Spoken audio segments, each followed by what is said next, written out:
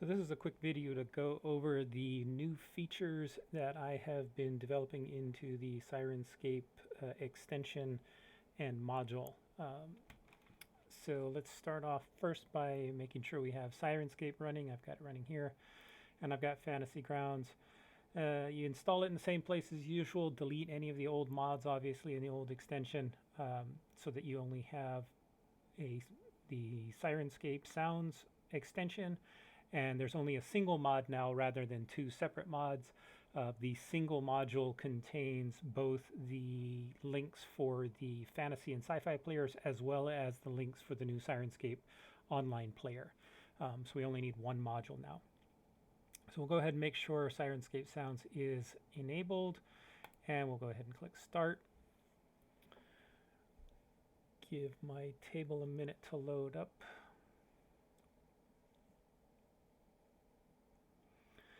All right, so first off, you'll notice that the little sound button is gone. That's no longer needed.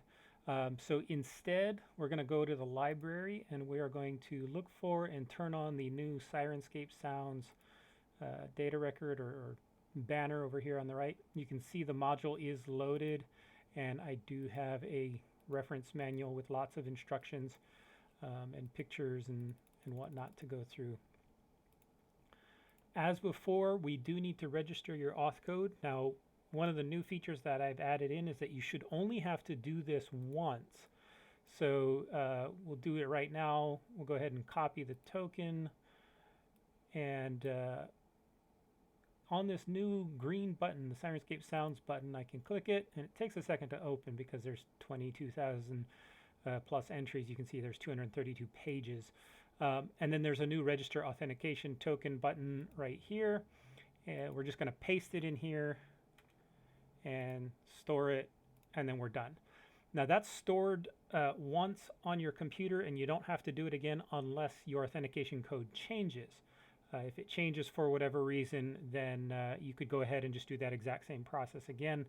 You know, if you wanted to refresh it or it got out accidentally, you can go ahead and just restore it. Otherwise, it's already set for all the campaigns that you're going to run from that particular PC. Now, in this new window, we have the new sound data records. This is one entry for every sound that Syrinscape offers. So you can see here, you can search if you want to look for like ogre. You can type in ogre and find lots of different sounds from different sound sets for ogres. You can also have some filters. For example, I want to look at a specific sound set. Let's say I'm looking for cleric spells. I can pick a cleric spells sound set, and I want to see just the moods.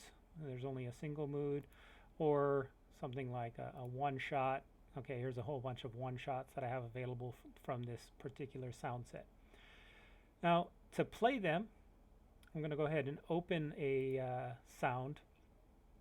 And that's got the information about the name of it, the sound set it belongs to. If there's a product or pact associated with it, it'll be there, as well as the type. And then to play it, we just go ahead and click on the play button.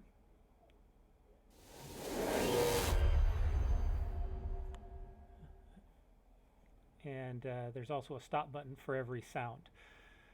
Now, these buttons are available for every sound, but you can also drag and drop them. So if you create a story entry, for example, to create your own personal soundboard.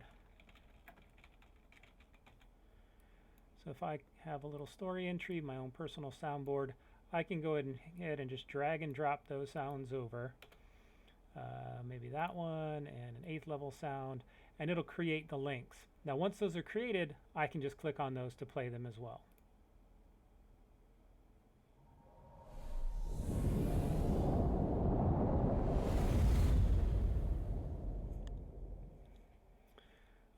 So there is I added in some stop all ones. The easy way to get to them is to type, go to global, and this has the stop all buttons. There's separate ones for the Syrinscape Online, Sci-Fi player, and Fantasy player. But you'll notice that the sounds themselves are not separated by player. And the reason for that is the extension automatically switches between them for you. So what I've done is I've added some new options here in the options menu. Scroll down here, and under game we have Syrinscape auto load module.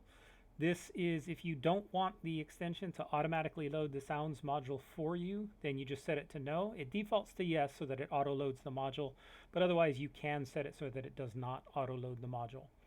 And then the other one is option that you have is a Syrinscape player type. So you can choose between Syrinscape Online, which is what I've been using, the newer method, or you can just click it to toggle it to Syrinscape genre, and that's going to use either the fantasy player or the sci-fi player depending on which sound you're clicking. So you can automatically switch back and forth, and once you do that, if you go ahead and click on a sound again like this spell, now that it's set to genre, it's not going to play anything because I don't have my fantasy player open. But if I switch back to the Syrinscape Online, this link will now play. All right, so those are the various new features that I have been working on for this new sounds extension. Next steps, I'm going to add a CSV button up here to import any new custom sounds that you may create, and then I'm going to be adding a place to have triggers so that we can automate triggering of these sounds based on various events that occur in the chat. Thanks.